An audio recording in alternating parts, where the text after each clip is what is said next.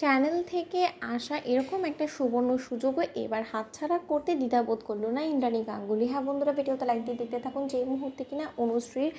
Plan অনুযায়ী যখন কিনা চ্যানেলের কিছু লোক গাঙ্গুলি হাউসে এসে উপস্থিত হয় এবং তারা যখন বলতে থাকে যে আচ্ছা গাঙ্গুলি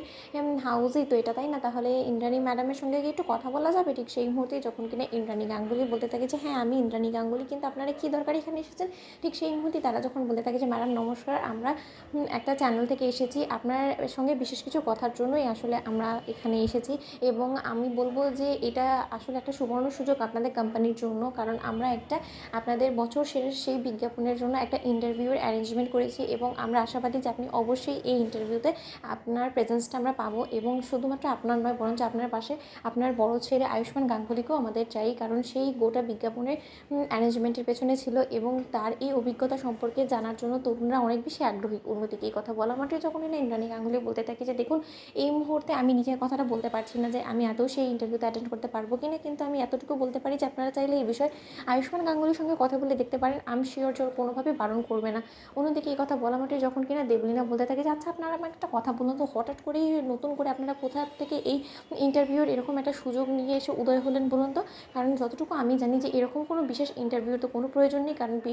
বছর সেরা বিজ্ঞাপনের অ্যাওয়ার্ড পাওয়া হয়ে গেছে এবং আপনাদের যদি সত্যিই সেদিনই ইন্টারভিউ নেওয়ার এতটা ইচ্ছা থাকতো তাহলে তো আপনারা চাইলে সেদিনই কাজটা করতে পারতেন, কিন্তু সেদিন কেন করেননি বলেন তো। ঠিক সেই মুহূর্তে তারা যখন বলতে থাকে যে দেখুন আমরা সেদিন আমাদের চ্যানেলের লোকেরা উপস্থিত ছিল, কিন্তু তার সত্ত্বেও ইভেন্ট শেষ হওয়ার আগেই ইন্দ্রাণী ম্যাডাম সেখান থেকে চলে যায় এবং তার জন্য আমরা তার ইন্টারভিউটা নিতে পারিনি, এবং সেটা কেন হয়নি সেটা নিশ্চয়ই আপনারা ভালো করে বলতে পারবেন। অন্যদিকে যখন দেবলীনা বলতে থাকে যে আন্টি এইরকম একটা ইন্টারভিউ আমার মনে হয় না যে তোমার আদৌ অ্যাটেন্ড করাটা ঠিক হবে, ঠিক সেই মুহূর্তেই দেবলীনার কথাকে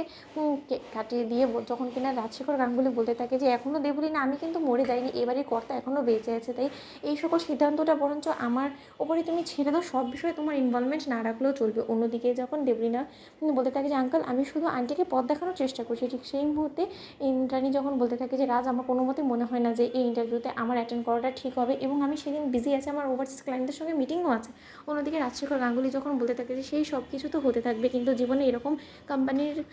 জন্য এরকম সুযোগগুলো কিন্তু খুব কমই আসে ইন্দ্রাণী, এবং আমি কোনোভাবেই চাই না যে আমাদের পারস্পরিক রেষারেষিটা আমাদের কোম্পানির উপর কোনোরকম কোনো এফেক্ট ফেলুক, এবং আমি এবারে কর্তা হয়ে আমি তোমাকে স্বয়ং আদেশ করছি যে এরকম একটা সুবর্ণ সুযোগ তুমি কোনো মতেই হাতছাড়া করবে না এবং তুমি সেদিন আয়ুষের সঙ্গে সেই ইন্টারভিউটা দিবে এবং আপনাদের ইনভাইটেশন আমরা অ্যাকসেপ্ট করলাম, আপনারা একদম টেনশন করবেন না, আপনারা ভেন্যুর অ্যাড্রেসটা এখানে দিয়ে যান, আমরা অবশ্যই আপনাদের ভেন্যুর অ্যাড্রেস অনুযায়ী ইন্দ্রাণী এবং আয়ুষকে নিয়ে সেখানে পৌঁছে যাব। আপনাদের সন্ধ্যের দিকে তো ইভেন্টটা শুরু হবে, আমরা অবশ্যই সেখানে টাইম মতন পৌঁছে যাবো, সব নিয়ে একদম টেনশন করবেন না। ঠিক সেই মুহূর্তে তারা বলতে থাকে যে ও thank you so much sir. তো বন্ধুরা লাইক কমেন্ট শেয়ার করো, সাবস্ক্রাইব করো।